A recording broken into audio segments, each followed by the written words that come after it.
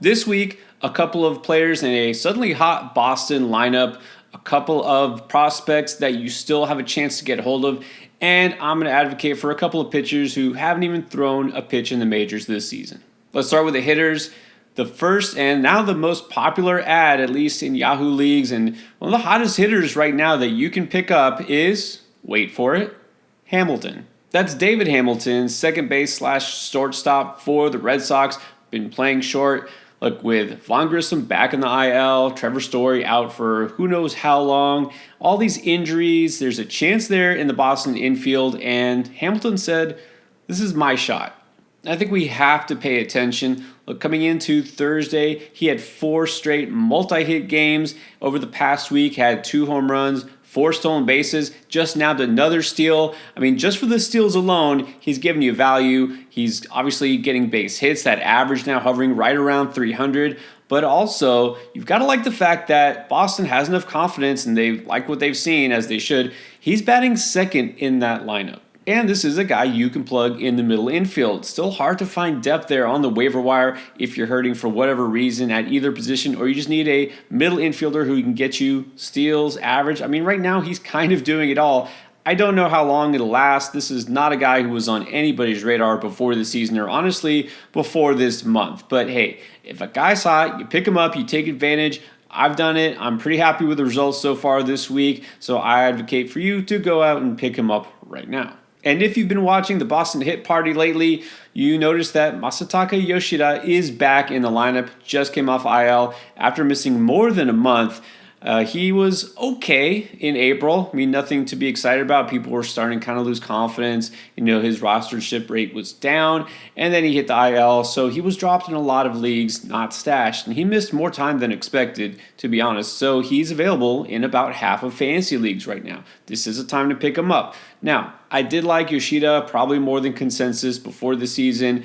I still think he can deliver. He can get you a really strong batting average. He's also in the heart of that Boston lineup, which, as we see now, has finally got some thump with Tyler O'Neill also back. Rafael Devers there hitting cleanup. You got Yoshida hitting 5th behind them. A lot of RBI opportunities as well. As far as power, decent, but I think 20 home runs is probably the ceiling. That's still pretty good, for a guy who you can put as your third outfielder, somebody you can swap in and out. Against lefties, he may sit sometimes, but for the most part, I think this is someone you can just kind of roll with on a weekly basis. Now, you'd think if you have the guy who's hitting either third or cleanup for the Baltimore Orioles, it would be an automatic grab, but for some reason, he's only available, he's got the same ownership rate as Masataka Yoshida, who's missed a month of time. Ryan O'Hearn is also about half owned, but there's a reason. Now, before I get to that, let me tell you why you should pick him up and why I'm talking about him now. He's heating up again. He was actually really hot to start the season, then hit a lull. People started to jump off and say, okay, this is kind of what we expected. Remember, this is a guy who was basically a cast-off from the Kansas City Royals a couple years ago. Wasn't good enough to hack it there. Somebody who was just kind of a slugger, couldn't hit for average. I mean, it looked like he might even hang on a major league roster, and all of a sudden, he's in the middle of the lineup for one of the best teams in the American League. So how did this happen? Well, it really is remarkable if you look how he has turned things around. First of all, you got to look at the K rate. I mean, he has it's a ridiculous, honestly, 9.9% K rate right now, one of the best in the majors. He's barely striking out, and that's a huge drop from his entire career, where it wasn't awful, but still, he was striking out about major league average, and all of a sudden, he barely swings and misses.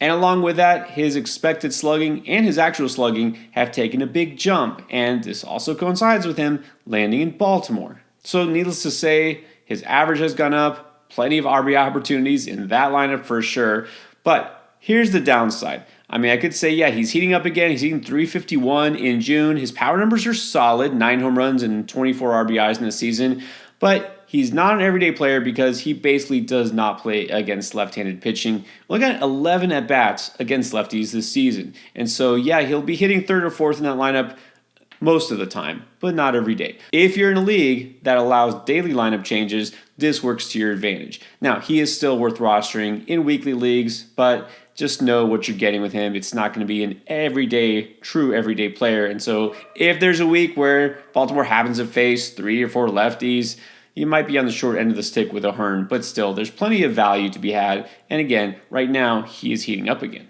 Now, another hitter who's getting hot again after a strong start is Jackson Merrill, the rookie. Remember, he was a popular pickup just the very first week of the season. Got a little early start there with the Korea series, and he made an impression as a rookie. He was doing pretty well, but then, I kind of jumped off him because what I said is I think that the fantasy value here is a little less than the sum of its parts in terms of what you're getting versus real life value, because the counting stats aren't really there. I mean, the power isn't really his thing. He does have some speed, but this is not a guy who's going to steal you 30-plus bases necessarily.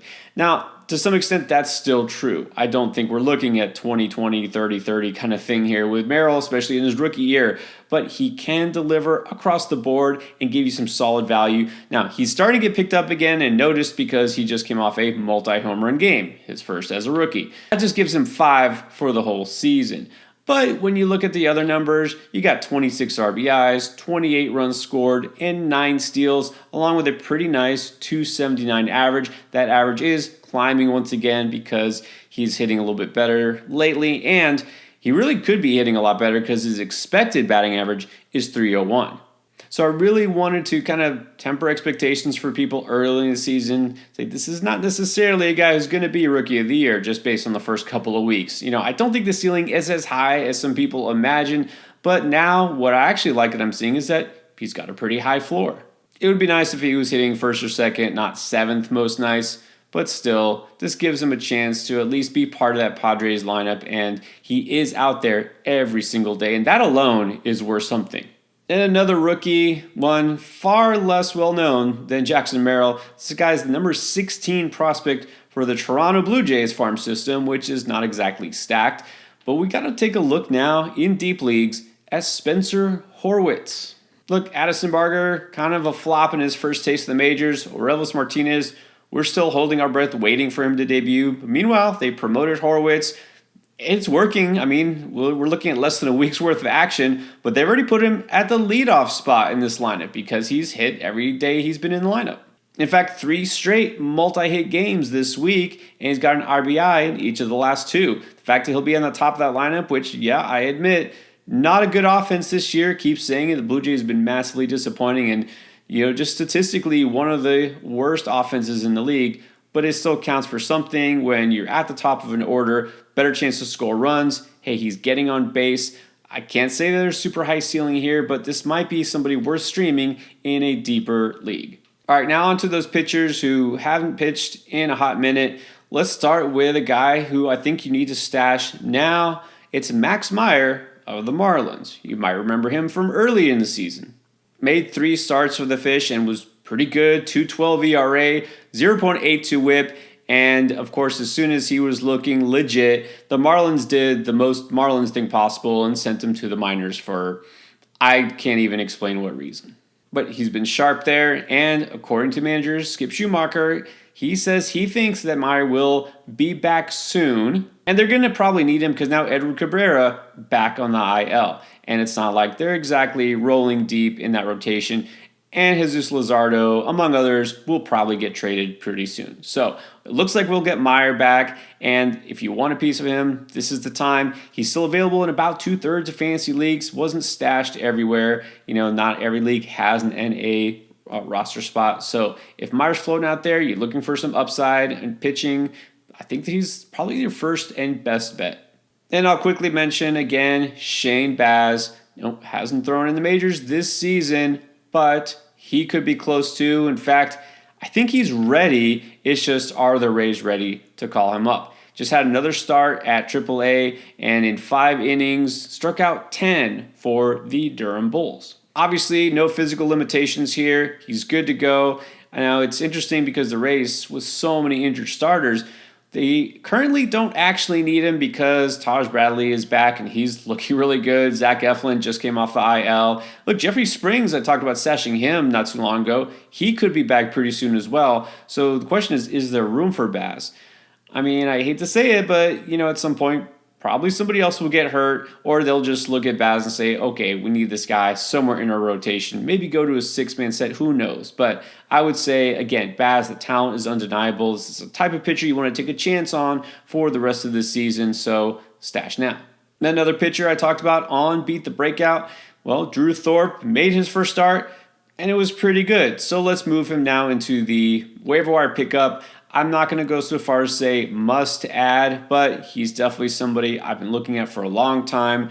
He's obviously going to be in this rotation for the long haul because the White Sox already called him up and they haven't even begun to sell off pieces, which you know they will, especially in their rotation. But let's look back at Thorpe again. Remember, this was one of the centerpieces for the most recent trade of Dylan Cease and Juan Soto. Got an elite changeup, great swing and miss stuff. His first start was solid, 5 innings pitched, only gave up 2 runs, but 1 was earned, 3 hits. He struck out 4, only walked 2.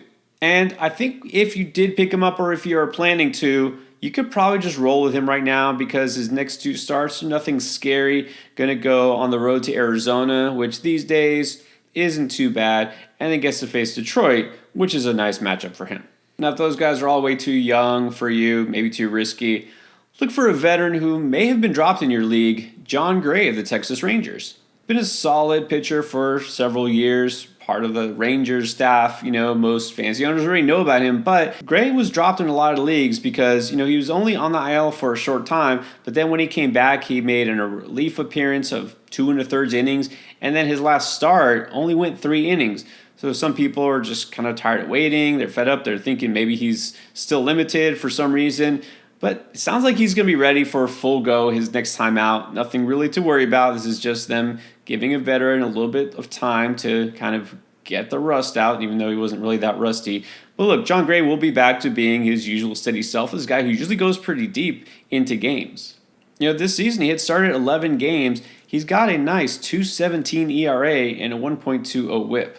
Striking out almost exactly a batter per inning. Decent chance for wins there in Texas. There's nothing not to like here, but again, he's available in about half of fantasy leagues because of just this recency bias. And then I know you might be sick of me talking about Simeon Woods Richardson. Why isn't he getting any respect? And so, looking at it, I get it. I understand why. So first of all, let me say this is a player that if you are streaming or if you just need maybe a short-term fix here, this is a good player to nab right now because on Friday night he's supposed to face Oakland. That's always a matchup you want to take advantage of if possible. Woods Richardson, again, not a high-end prospect, but he's a guy who pounds the strike zone, does not walk batters. He's been effective pretty much every time out this season. If you look, he's got really high run values, according to StatCast, on his 2 main pitches, the fastball and the slider. Now, the changeup, not so much. But that's his 3rd pitch. He only throws it about 20% of the time, so no worries. Overall, I know this is not a pitcher who racks up strikeouts, but really the reason that he's not getting a lot of love in fantasy is, well, he's only got 2 wins and 3 quality starts. He just doesn't have a long enough leash from his manager because that's just not how Rocco Baldelli rolls. But maybe we should look into the fact that his last outing against Pittsburgh, he faced 26 batters, which is the most he's faced all season. Look, he's been solid. Maybe he'll start to get a little bit longer of a leash, go deep enough to actually get a win once in a while, or QS. I might be overly optimistic here, but at least I'll say, look, he's got a very good matchup right now against Oakland, and the schedule is pretty favorable for Minnesota in the near future. So this is somebody, again, in the deeper leagues, he's out there. I think he's a solid streamer. And then a final quick stash recommendation. There's that other pitcher who has not pitched at all this season.